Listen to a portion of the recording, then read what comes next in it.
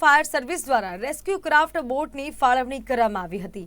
નદી તળાવમાં ડૂબવાના બનાવોને લઈને વાયરસ અને 1 કિલોમીટરના રેન્જ સાથેની રેસ્ક્યુ ક્રાફ્ટ બોટ આપવામાં આવી છે, જે એકસાથે 5 જણનું રેસ્ક્યુ કરી શકે છે। બોટનું કરજણ જૂના બજાર તળાવ ખાતે સફળ પરીક્ષણ પણ કરાયું હતું।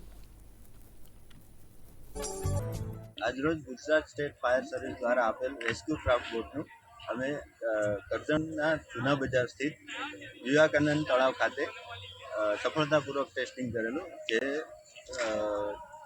આ રોજબરોજ હમણાં ઘટનાઓ જે બને છે કે વ્યક્તિઓ જે ડૂબવાની ઘટનાઓ વારંવાર બને છે, એને અનુસંધાને ગુજરાત સ્ટેટ ફાયર સર્વિસ દ્વારા એક અદ્યતન ટેકનોલોજીવાળું રેસ્ક્યુ ક્રાફ્ટ બોટ આપેલું છે, જે 2 થી 5 જણાને ઇઝીલી બચાવી શકે છે એટ એ ટાઈમ। તેમજ એની રેન્જ જે છે 1 કિલોમીટર સુધી પાણીમાં જઈ શકે છે, તેમજ 1 કલાક સુધી બેટરી બેકઅપ થઈ શકે છે અને રિમોટ ઓપરેટેબલ છે।